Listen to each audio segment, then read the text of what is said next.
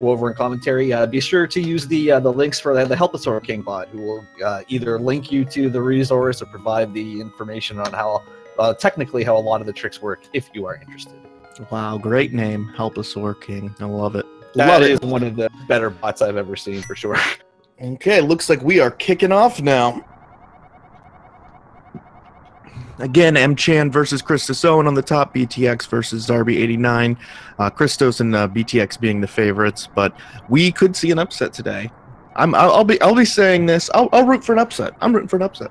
Yeah, I mean for sure, right? At least let's keep it close, even if it's not an official upset. Let's at least be climbing GT at the same time and get some hype in there for sure. That would be great. None of them. You notice they didn't check the chest in Link's house, so that could come back to bite them, right? I mean, no.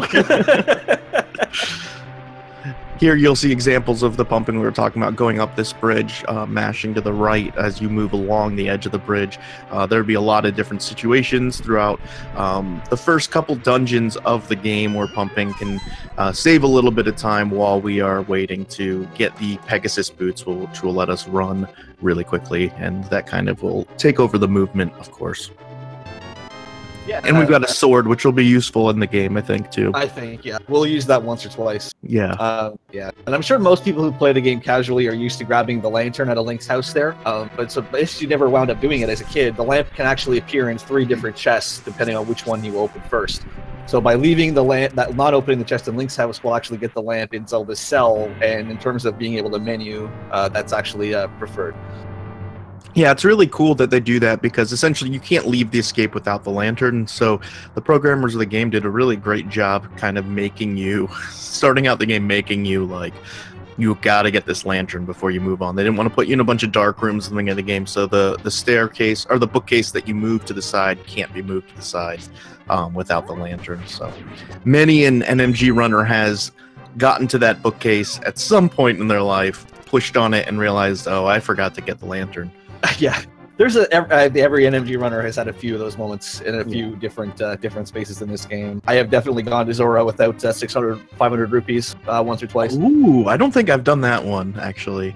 That's an interesting one. I must have done it, I guess, but that's a tough one. There's always those mistakes that you never forget doing. Switch in Swamp Palace. I did that in my last race. Oh, yeah. So, yeah. To be fair, you usually realize before you get to Zora. Usually you realize, like, how did I just gold split Skullwoods by 40 seconds? Oh, I didn't get the chests. So here we have the runners getting the boomerang, an item that's not used too much in the game. I used it. That was my go-to as a kid playing this game. But it'll help them grab items a bit quicker and such. Now they're going to go do the real final boss of this game, which is the chain guard here in the escape. No pot strats. Wow. Seeing some pot strats from Zarby there. The 1 pot with slash. Yeah. But yeah, those are the 2. They're actually very close. The 8 slash is a little bit quicker, but the 1 pot 4 slashes is only really slightly slower, and it is a ton safer. I'm not ashamed to say I'm a 1 pot 4 slasher, so everybody else choosing the 8 slashes. Pretty close race going on here so far. Yeah, for sure. I mean, you can sort of see a little bit the movement for the most part that's building Btilcx and Christos' small lead here, but yeah, definitely, obviously, early on here, everybody keeping it close, no major mistakes yet. Yeah, for the most part, you'll see this race stay fairly close, at least up until Land Mollusk, and then that's the final boss, or the final boss of the second dungeon, and then from there you can see a lot more separation. A lot of RNG might come into effect, but most of these first 17 minutes are just optimal room-by-room movement, small time saves that add up, death by paper cuts if you make mistakes, and so definitely start to see some separation in about 15 minutes. Yeah, for sure. There's definitely RNG, like especially with the rats here and escape and things. But that'll cost you, maybe seconds. Land modes, as you mentioned, is the first spot that if it goes really poorly, can cost you minutes. Sure, absolutely.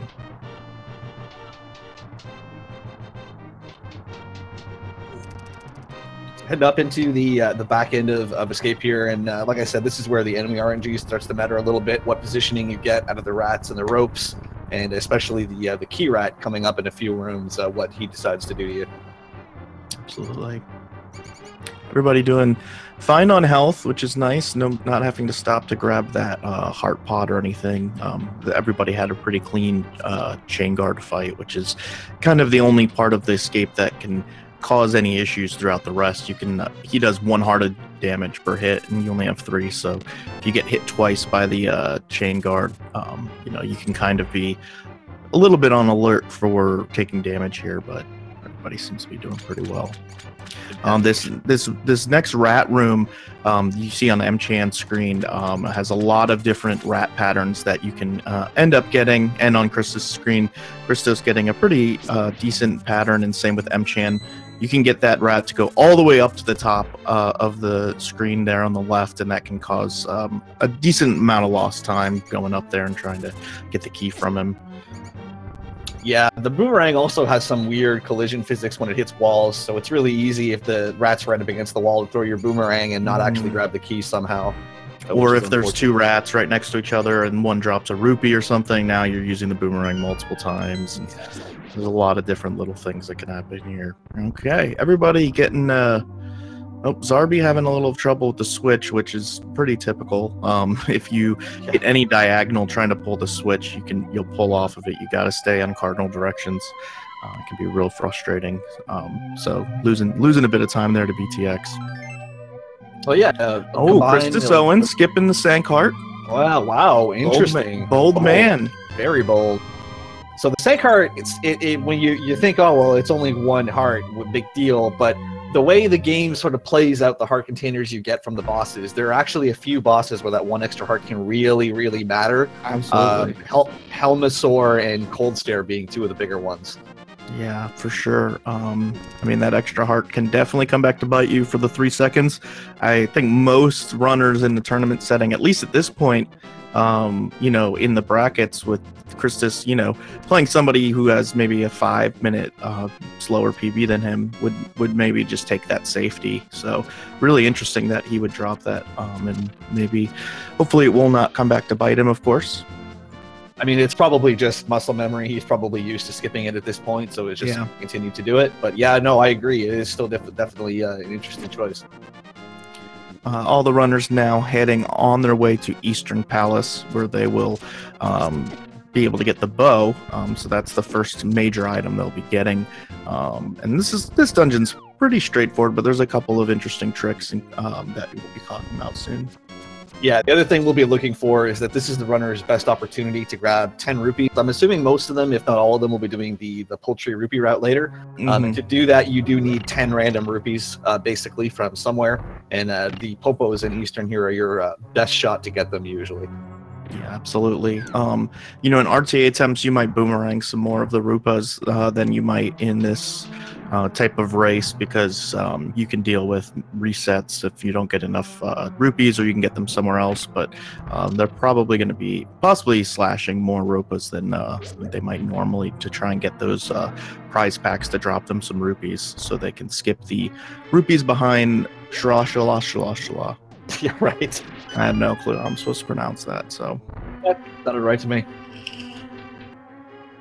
So moving through here, we'll be grabbing this key, and then going through the first major bit of skip or tech, if you will, in the run, coming up here to the big key.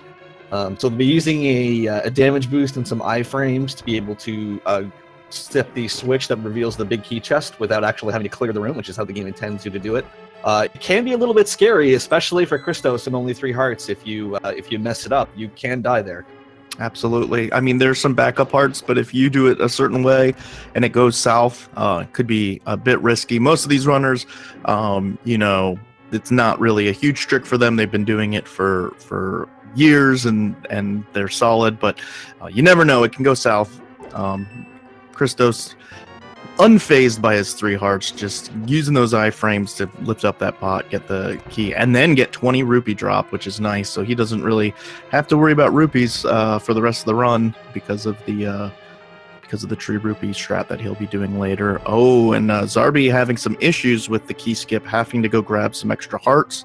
Smart heads up play for him to know that those hearts are down there and know that it was going south, kind of pull out and go ahead and grab that. So he's good to go.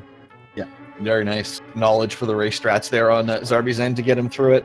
Yeah, it's a pretty costly death dying there if you don't do it right, and very, very costly if you try and just do the game as level as intended. That room is intended that you kill everything in the room, and then those anti-fairies will disperse. So always faster still to go down there, grab some hearts, and retry it than it is to, risk death or, play this the intended way. Because why would we play a game the intended way? That sounds terrible. That sounds like that's for suckers. Yeah, I agree. And we will be heading to our first major boss here, which is Armos, and probably all see the same strategy used, this top right strategy, but possibly not. Shooting 5 arrows to the right and then shooting on the way down. The reason for that is to intentionally wound the last one with within 1 arrow of dying, and that way you can avoid the last Armos becoming red, which means that it's health refills, and then you have to hit it with 3 more arrows. Yeah, for sure. You can basically do this setup really anywhere that you feel comfortable, but I think generally speaking, the top right one is going to be overall quicker if you can pull it off. Very solid kills from our first 3 runners, and Zarby going in now. It looks like we're 4 for 4 on Armos kills. Yeah, it looks like we got the full. Yeah, quick very solid. Everybody having a pretty solid start here, all considering. Zarby, the slowest time still being a sub 11:20 sort up, which is pretty respectable. So no major mistakes up to this point. Yep, for sure. Too far behind. Yeah. And now we will be getting the Pegasus boots. Aren't they not called the Pegasus boots in this? Aren't they called something else?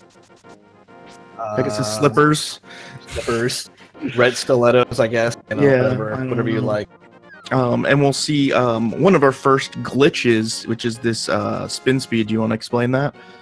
Sure. So spin speed, there's a number of ways to do it with the items, but the basic one with the sword is that if you hit the dash button 1 frame after you release a spin attack, you actually get to keep the speed link gains in the spin animation, which is a lot of speed, and you actually get to keep that and use that in any direction rather than only being able to do it in cardinal directions, as you normally can with the boots. So any screen where you have those step incline that you can set it up with, and you have to move diagonally anywhere, it can save you a pretty decent chunk of time, and the biggest uses for it are actually coming up here, traveling to and from Desert Palace. Absolutely. I love the spin speed. It's the only thing I'm good at in this game, so. I love getting it. Spin speed is one of those things for me. It's one of those tricks where you get it like 20 times in a row, no problem, and then all of a sudden I'll hit a slump where I'm like less than 50% with it. I can't explain it. For sure, for sure. Very, very easy to mess up. It sounds a bit harder than it is in terms of being frame perfect. The way you slide your thumb over it, it's consistent, and but it is also easy to mess up, of course. And all these little movement time saves just are what makes Link to the Past NMG the run that it is. It's constant optimizations of each room, and so spin speed doesn't save a ton of time throughout the run, but it saves enough. You got to learn it. Sure, it's NMG's, like I said, is one of those runs that it's great for anyone who's relatively new to speedrunning, simply because it's one of those runs that's easy to do but extremely difficult to master, which is always nice when it has that nice learning curve. And all of our runners now taking the book, heading to Desert Palace and unlocking it. This palace is a lot of dashing. The game definitely is kind of trying to teach you how to use the boots, giving you these large open hallways to dash through and such. And we'll be facing one of our biggest RNG and maybe the most difficult boss in the game coming up, with Landmo coming up soon. So. Yeah, I think the developers intended you to A, have much more life, and B, potentially even have the ice rod coming in here, which makes them a lot easier. But we're going to be using sword and arrow strats for the most part, and that makes them a heck of a lot tougher to do consistently. You can get the ice rod before this? Wow. Yeah, you can, yeah. I did not know that. That's interesting. Yeah, it is a tough fight to do quickly, for sure.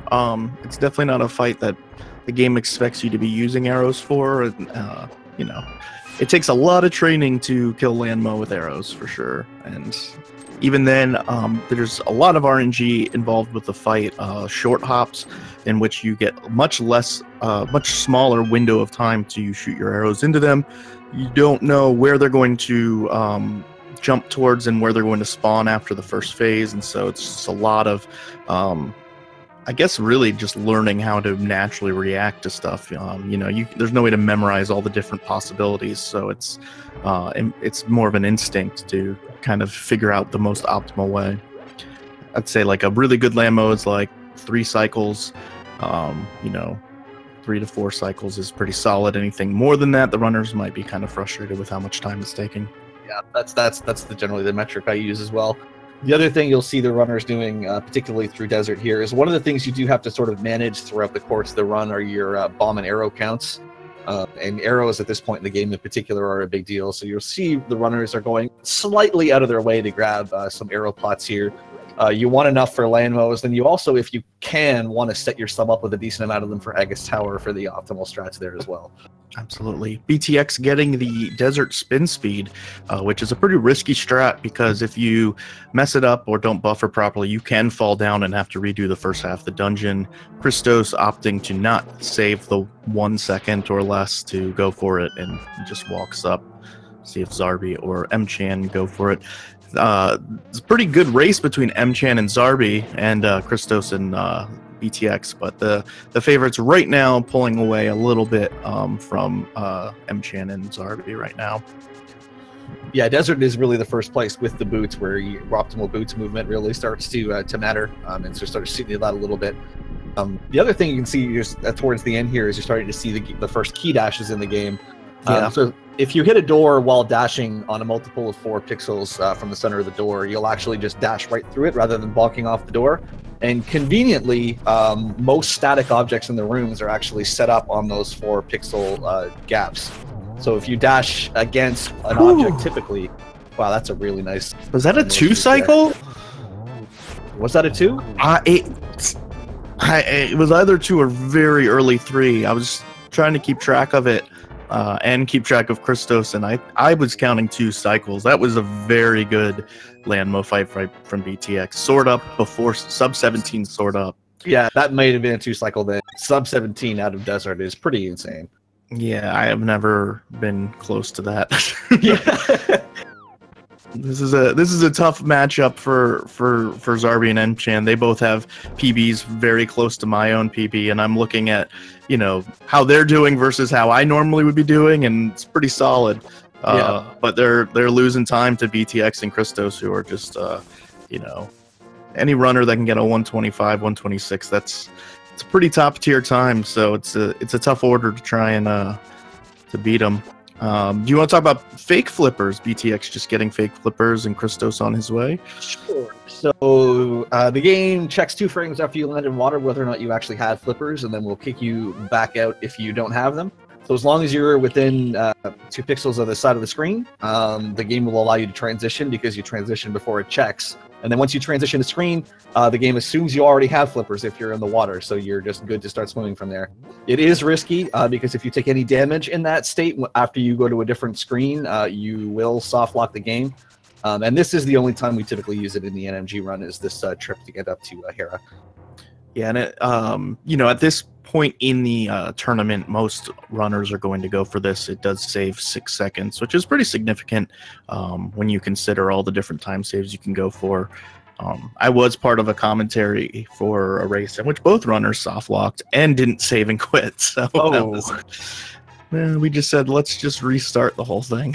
Wow. Looks like we are good here. No soft locks, so that is good to see. Never want to see that happen to a runner. And we're heading on our way through Death Mountain up to Hera. Death Mountain, a very dangerous part of the run. These falling meatballs, which I'm assuming is what they are, do 1 heart of damage. The squirrels are just completely random. If you hit them, they can freeze and get in your way. Btx setting up the quick warp here and got it, so that's nice. Btx having a really nice run right now. Yeah, Btx, not only is he really good, he has just been on a really fantastic, like pushing up against his PB on a regular basis when he's been running lately. So not only is he good, he's in really good form. He's hot. He's hot right now. He is. And now we're entering into Hera, which is honestly a pretty difficult dungeon. You can lose a decent amount of time in this dungeon because there's a lot of, I guess, interesting strats to do in all these different rooms. You saw Btilcx doing that boomerang strat along with Christos in the first room, and we'll be heading into the tile room to go get the big key. A really nice boom dash there from Btilcx, setting up the coffee break there for himself. Invincible on the block. Nice. He'll be back in a bit. Don't worry. Yeah. And yeah, Hera is definitely a sneaky tough dungeon. Mostly just because it's easy to lose a lot of life in the trip up on Death Mountain, and there were very few hearts in this dungeon. So that's really the unfortunate part is just the lack of hearts. It really makes the whole trip pretty punishing. And Moldorm is a boss pretty infamous for being a very frustrating fight. It's easy to get knocked down, and when you get knocked down from his level, you have to restart the whole fight with him having full health. So that's usually like a 20-second loss or so if you get knocked down one floor. And obviously for this point in the run, with runners trying to optimize a second in each, certain rooms, 20 seconds is a lifetime.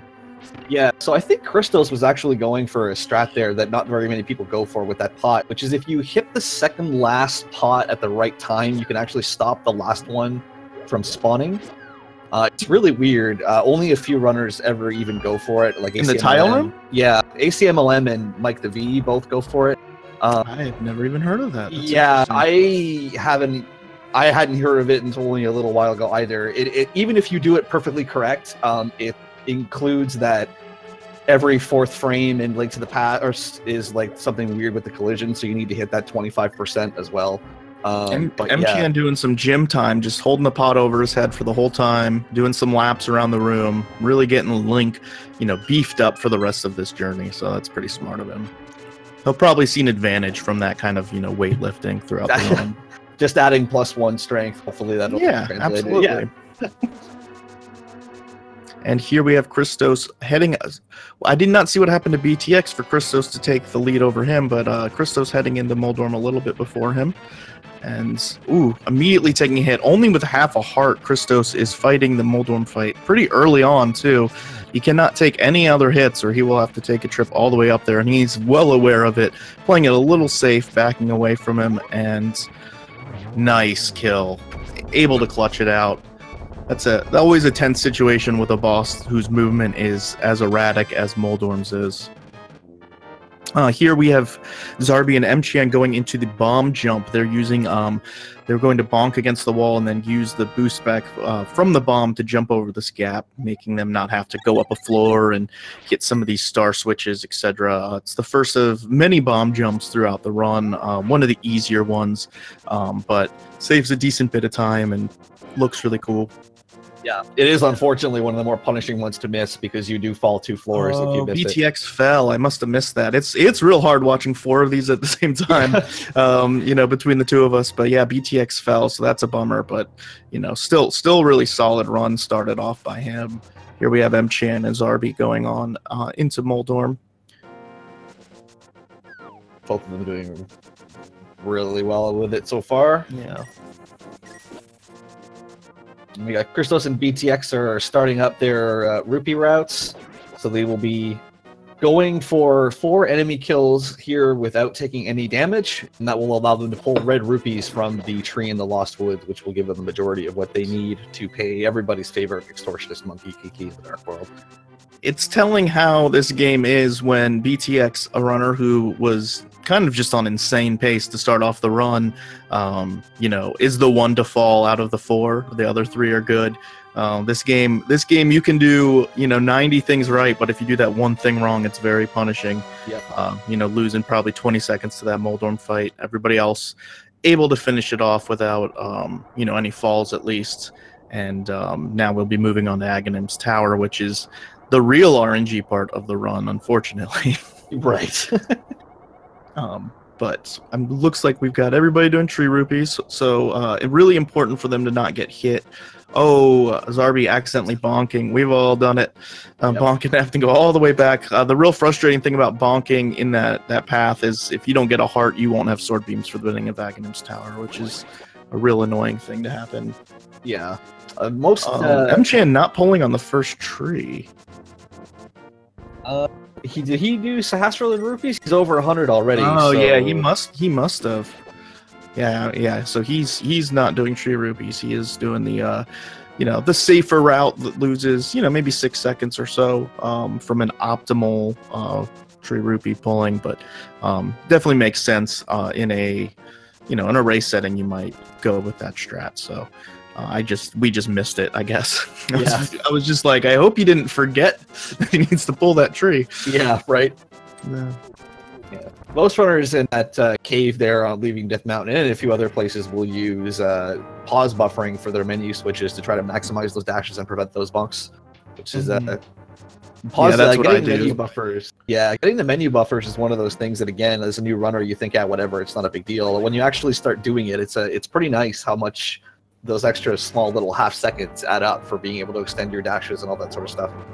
Absolutely, able to switch over to the arrows at that point that you need out anyways, and not having to worry about bonking on that wall is a pretty useful use of the pause buffer. A lot of useful uses for pause buffering in this game throughout, especially during some of these bomb jumps. This Blue Knight room, I don't know what you want to call them, real important for these runners to not kill the Blue Knights with slashes or spin, but rather with a dash so that their prize pack doesn't move up. They are trying to manipulate a fairy like 7 dungeons from now. That's how complicated this speedrun can be at an optimal level. They're trying to make sure for Turtle Rock, at the end of Light World, they're able to get a fairy drop, especially when you drop powder. That's really important. Both Christos and Btilcx having no issue with that strat, of course. Mchan and Zarby, not sure if they will be getting powder in the run or not, so could be of lesser importance to them depending on what they decide to go with here. Yeah, unfortunately, I didn't notice if either of them actually did pick the mushroom up or not, so we'll have to see there. We'll be able to tell when they're menuing. Yeah. Although that doesn't necessarily say anything. In my race, I grabbed the mushroom specifically because I recently just dropped powder and didn't want to relearn my menus for a race, but I was never intending to get powder. So I actually only grabbed the mushroom myself just in case I need to fake powder at the top of GT. Yeah, so which I don't know how to do. I need to learn how to do it. Someone teach me. Someone teach me the fake powder. Super easy. I can teach you after the commentary if you want. It would have helped. It would have helped in my race, but a lot of things would have helped in my race. It was a train wreck. It was a bad time. All these runners doing much better than I did. Really, solid runs going on all around for sure. So, props to them. Btilcx entering in Aghanim. Aghanim basically will give you either an energy shot to shoot back or a blue ball that disperses when the sword hits it and wastes time. So the number of blue balls you get affects how long this fight will take, and there's nothing you can do to manipulate it. It's 50-50 chance for all of the blue balls except for the first one in the phase is always an energy shot, and then there's a lightning phase. So I will keep track of Christos if you keep track of Btilcx. Sounds good. There is a little bit of tech you can do here too. You do want to try and knock Aghanim towards the center of the room just to try to minimize the time he spends warping around here. But you are largely at the mercy of the RNG of the blue balls. Absolutely, that can add up to several seconds of time save. So it is. You will notice the runners doing that. But ultimately, the time save's coming down to whether or not the game likes you or not. Christos getting some pretty good luck so far. Btilcx is at 2, I believe. That was such a commentary curse. I can't believe I just said that. I'm sorry, Christos. I wasn't thinking. Yeah, of course, getting 2 blue balls immediately after I said that. Okay, Christos getting 3 blue balls, which is the literal average. Looks like Btilcx got a few less. Yeah, Btilcx with 2, I believe. Yeah. So Btilcx, the first to finish Aghanim, Christos shortly behind. Mchan entering in the Aghanim fight, and same with Zarby, just a room behind. And we'll see how Aghanim decides to treat the 2 of them. tournament celebrity Scrivo entering the chat. So everybody give Scrivo a thanks for organizing so much of this tournament. Yeah, seriously. This has actually been probably the best organized tournament I've been in terms of punctuality and the events helping people out. So Scrivo and Greenham, big part of that. So shout outs to the two of them. It almost makes you forgive him for all his puns. Almost. Not quite, but... Okay, let's see how many looks like Mchan got 2 blue balls at least so far. Yeah, I think Zarby getting some blue balls as well. Yeah. He's got his first one there.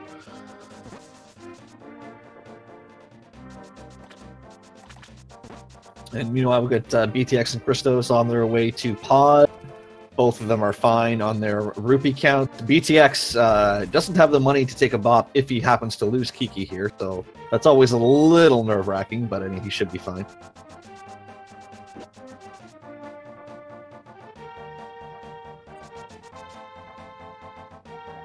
Neither Zarby or Mchan getting the 0 or 1 blue balls that they might hope to try and keep pace or catch up a little time against Christos or Btilcx. This is a good part of the run that could differentiate. Give a runner with a longer PB a little bit of time to catch up. But unfortunately for them, not the case. Everybody's getting around the same, which, you like to see that. You don't like to see a runner lose like 30 seconds to another runner based off of pure luck. But, right. Generally, the runners with the worst times, you're hoping maybe they can get a little more luck on their side to keep it a bit closer. But both of them getting, almost all the runners basically getting around the average. So, yeah, good there. Btilcx and Christos doing a little trick there, using a menu buffer to be able to stop and pull Kiki up closer to them so they don't have to wait for Kiki to walk up before he plays the money. They do use that opportunity to switch to the mirror. Can be a little dangerous if you're one of the people who likes to mash all the 4 face buttons for getting through the text, because there is one frame where the game will let you input, and if you happen to hit Y on it, you will mirror and you will lose Kiki there. I'm a 4-button masher myself, so... Yeah. I don't think I've ever lost it there, but I have mirrored in the Flute Boy conversation before, which feels awful. We're heading up to a big trick, probably the most difficult bomb jump in the game, which is hammer jump. Not probably, it's the hardest of the bomb jumps. And this will involve 2 pixel-perfect placements on the x-axis. Is x-axis correct? Any mathematicians on the y-axis? Sure, either one. In order to boost over, clip into the big key treasure box little island over there, saving about 45 seconds of traversing up on the top and traveling. Couple buffers here from Btilcx, and he's good to go. Doing the 2 bomb strat, really nice hammer jump. And ChristosOwen opening up his now. About 2 or 3 buffers from each of them, but no big deal on that. That's, very, very small time loss. Ultimately, really clean hammer jumps. So, yeah, absolutely, really nicely done. Most runners are okay with 2 or 3 buffers to do their hammer jump. Some runners might be frustrated with any buffers, but I think for the most part, most of us are good with getting a couple buffers to make sure we get it. So big, like I said, big like 45-second time save versus the intended route. Yeah, especially in a race, setting a couple extra buffers to make sure you're good, I think is more than reasonable. Absolutely. And here we have let's see, we have them both hitting up with sword beams, so that's good. That'll help them save a bit of time coming on. All of the runners doing pretty solidly on health so far, which is nice to see.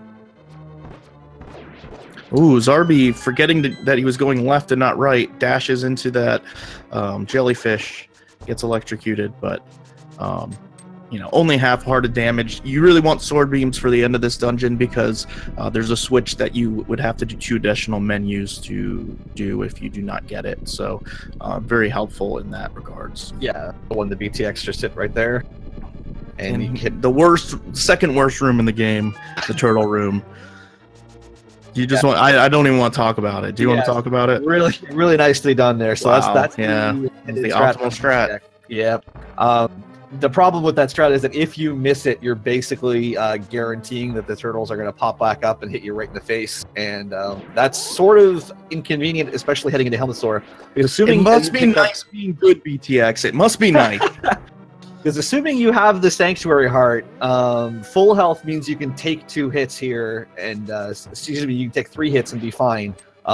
Being lacking the Sank Heart like Christos does, or taking at least 1 heart of damage, means you can only take 2. Very nice use of a despawn by Btx. Essentially, the game can only handle so many sprites on the screen at once, and the mask exploding, I think it's like 9 sprites or something. So if there are fireballs that Helmsaur shoots out, and you are on the last hit on the mask, if you wait until they are on the screen and break the mask off, you will despawn them, which is really, really helpful. They are a big pain. Both these runners having really quick fights.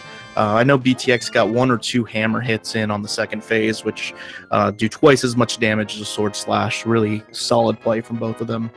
Yeah, for sure. The trick there is that by holding the sword out, you actually give the hammer the same hitbox that your sword normally does. And that allows you to actually get a piece of Helmsaur's jewel but when you're facing up. And yeah, both Christos and Btx got 2 or 3 shots in with the hammer there, which prevents you from having to use spins and having to deal with the knockback. So yeah, really nicely done.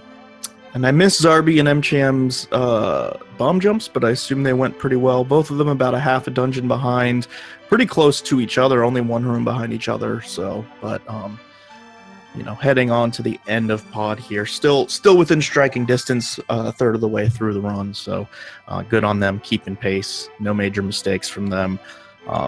You know, probably hoping for a major mistake that they can strike on or something of the sort. But all 4 runners just staying pretty consistent and solid right now. So. Yeah, that's it. You just have to play well enough so that you're close enough that if your opponent does make that mistake, that you're still in a position to take advantage of it. And both Zarby and Mchan are definitely doing that. Yeah. A death to Vitreous, a death to Cold Stare, they're right back in it. Exactly. Sure. So a fall to Ganon later, deep into the fight, stuff like that. There's plenty of opportunities to make up this time that they're behind. So anybody's race still at this point. One quick thing to note, Christos is only sitting on 6 arrows. You would like to be a little bit higher than that, so hopefully Christos realizes that and considers that as he goes here. Sure, and the runners now getting the Ocarina. They're going to be able to get a lot more quicker travel now that they have the flute. And we'll see here if any of them are getting powder. Mchan finishing off Helmsaur, solid. Zarby getting trolled with fireballs early in the fight, does a really great job of avoiding all 3 and still attacking the face, staying aggressive, which is really hard to do, to be honest. Something that, you know, only top runners generally do. He's 1 hit away. He's going for those hammer hits. He's getting good RNG. Okay, I'm scared. He's using some pause buffers to see where everything is. Yeah. I haven't seen that strat. Realizing how important it is to not lose time there. Okay. He is playing it very safe, realizing he was playing it pretty aggressive. Almost died. And even with the pause buffers, too many hits too early. Zarby unfortunately taking a death to Helmsaur. Going to have to travel back through pod the second half. Obviously, the first part that he traversed through, he's good, but really smart game sense, to be honest, of using those pause buffers. I've never seen a runner do that before on Helmsaur. I would have never thought to, and it almost worked out for him. He pulled out the bow and arrow, going for bow strats. You know, luckily having enough arrows. I never have any arrows at this point. Yeah. but almost pulled it off. So hats off to him. I'm sure he's pretty bummed about the death to Helmsaur, you know, just widening the gap a bit more. But Helmsaur, one of those bosses that's, you know, we've all died to many times. We're not supposed to be in pod at this point in the game. So you're expected to have a few more hearts than you do right now. And taking a fireball to the face, struggling with this mimic. Hopefully Zarby can not let it affect him too much and get back to the solid gameplay he's been doing. Yeah, for sure. Helmsaur, I mean, he's one of the gatekeepers, I feel, for a lot of people in this run, just because his damage is such a humongous tech upwards from everything else. And his RNG matters if he decides, especially in the second phase, to just rush you right against the wall. I mean, that's really tough to deal with. Yeah, unfortunately, Zarby taking it a bit too aggressive in the beginning there, and taking a couple extra hits, and then trying to take it very safe with the pause buffers. If he had maybe let some of those fireballs disperse on their own, would have been able to survive that. But you know, he still did you know, a pretty solid job trying to recover. Just wasn't quite enough at that point. Thieves Town, an interesting dungeon for sure. This dungeon has a lot of things that can hit you for decent amounts of damage, especially these crickets at the end that can do they do 2 hearts of damage? Yeah, they're the worst. And so this is the first dungeon, you know, that you really, you know, as a runner have, most runners would have powder. Top runners don't have powder, and so this is kind of the first dungeon you feel that difference between powder and no powder. A couple extra hits. Ooh, Christos God Pixel. That Hellway, very difficult if it goes wrong. There's a lot of RNG there, but if you line up the right pixel and things line up right, you can dash all the way up it. Makes it look easy. It's not, but this dungeon, you can take a lot of damage and wish you had powder. So we'll see, you know, how that goes. This one's a tricky. It's I'm not even trying to say. It's a, you know, sneaky one. I feel like it doesn't seem as hard as it can be sometimes. Yeah, it definitely can be, just because of all the random enemy RNG. The Zazaxes and the fire snakes in here can give you wildly different things. God Pixel, there's RNG involved in the Patrick Star movement, and if you mess up a scripted blind fight, that's a significant loss as well. So yeah, it's one of those dungeons that can definitely sneak up on you for sure. Much better said than me. Thank you very much. Yeah, no problem. I knew where you were going. The impressive part is that ChristosOwen has gotten halfway through Thieves Town in only 4 minutes total, the whole run. Yeah, Christos. So, I don't know what happened there, but he is way ahead of everybody now. I mean, whew. Surprising. Christos going to try and finish the game in under an hour. Yeah, that's going to be a huge world record. So we're on world record watch right now. No, I guess Christos resetting his timer on accident. So at some point since Helmasaur, you know, maybe he's using a foot pedal, hit the wrong button. I've been there, but he's decided to restart it, and now we have, you know, his 5-minute time. So everybody doing pretty solidly through this Thieves Town. Not a lot of damage taken, some really nice movement, and we have Btilcx going into the blind fight. This is a scripted fight, allegedly, and top runners like Btilcx and Christos should have no issue doing this scripted. I assume Zarby and Mchan the same. I think the third phase is a myth, but that's fine. Yeah, the third phase is definitely a little bit really nice. When you kill blind on that third hit, running it towards the wall over there, that's basically about as good as you can do it. Yeah, absolutely. Christos in the second phase, about to go into the third phase, still on script, doing well. This fight is a bullet hell if you don't do it correctly. Once it gets random, it is a lot of dodging those fireballs and heads. The fireball's doing 1 heart of damage, the head's doing 2, touching blind doing 2. Real easy if you don't have powder and already went into the fight a few hearts down. It goes off script. You might take an unfortunate death. So both runners doing a real solid job. Mchan down 3 hearts at this point in the race, and Zarby, I guess, taking some damage after probably on the Hammer Dash bridge, already 2 hearts down, going into getting the flute. Yeah, exactly. And neither Zarby nor Mchan has a mushroom in their inventory either, so we will not be seeing powder. Zarby luckily will have opportunities to refill his health before Thieves Town, so there's some trees he can hit on the way to Dark World, and some other opportunities. So he'll probably bonk the tree since he cannot kiss the witch, and refill his health before Thieves Town. Because as we said, not a lot of hearts in Thieves Town either. So yeah, for sure. Not until you get all the way down to Blind Cell. There's a couple, and the Zazaxes down there like to drop them a lot, but until you get down there, it's very heart lacking for sure. So this is the most optimal opportunity for Christos and Btilcx, and soon Mchan and Zarby, to go ahead, get 2 treasure chests that have 300 rupees in them each. That'll give them enough money to go ahead and buy the flippers later on, and also they will go ahead and upgrade their sword to the Tempered Sword, which will be the sword of choice for all of these runners to use throughout the rest of the game. I don't assume any of them will get Gold Sword. So Zarby going ahead, bonking the, what is it, the Bapple Apples tree? What is it called? Man, that's a good question. I'm blanking on it too. People call it the Bapple something. I thought they called it the Bapple Apple tree. I don't understand what that means, but apparently it means something. So, able to go ahead and, you know, have his full health going into Thieves, so that's nice. The Tempered Sword is, you know, is an optimal weapon to have, even though you can beat the game with the Master Sword. It just makes a lot of the fights, you know, with regular enemies and bosses a lot quicker, and it does save time going through the strip to go ahead and grab it. Yeah, it saves multiple minutes just on Ganon alone, really, because you essentially would have to hit him twice as often. Yeah, absolutely. Yeah. I mean, if you watch Rando, you will see people have to finish the game with the Master Sword. Luckily, nobody has to do that, but the Ganon Tempered fight is still pretty difficult. It's a big, it was a big thing for me to drop Gold Sword, so I'm sure.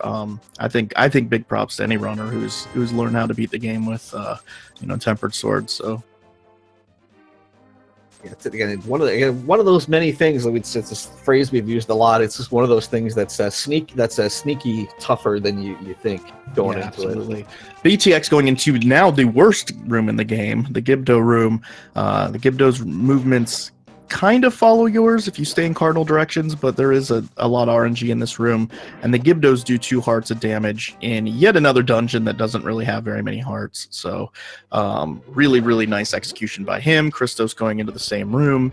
If you want to play it safe, you could see Christos able to get out of the way. Oh my gosh, recovery. Yeah.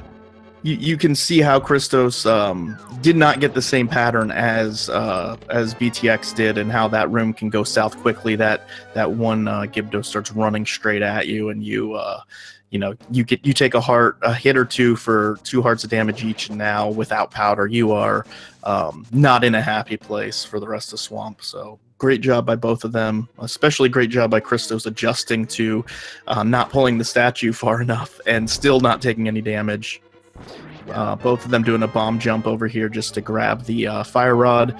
Another one of those simple bomb jumps, just like in Hera that they did earlier. Not a difficult trick to learn for that one. And going to be heading on their way to fight Mothula, which is a incredibly weird fight for sure. Yeah, I don't know what they were thinking. Yeah, well, I mean,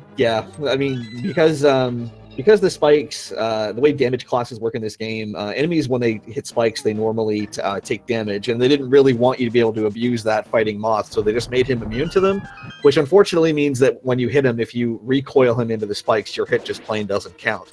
So I'm one of the people who thinks it's intentional, because if not, why would they surround it with spikes? But I don't know. It's a strange design choice regardless, but the floor is moving. You know, if you don't know what to do, you might hit Mothula 4 times and only do damage 2 or 3 of them. So it can be a very frustrating fight for sure. Btilcx forgoing using any fire rod. Pretty solid fight for him. Not the best RNG, but a great job of executing it there and finishing it off. Yeah, exactly. You normally, what you want to try and do if Mothula stays on the spikes like that is, if you're not using the fire rod to knock him out, you want to try and poke him, which does less damage, but sort of makes your hit count and encourages him to move. But I think because Btilcx was only 1 sword swing away there, he just swung for the fences and then eventually got one of those spikes to move out of the way for him.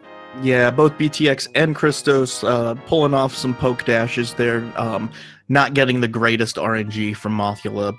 Both of them had him stay up there in the corner, but expert runners knowing how to execute that, able to pull it off pretty easily. So you can see their heart count is fine. They were not, you know, their heart rates were not too high up there.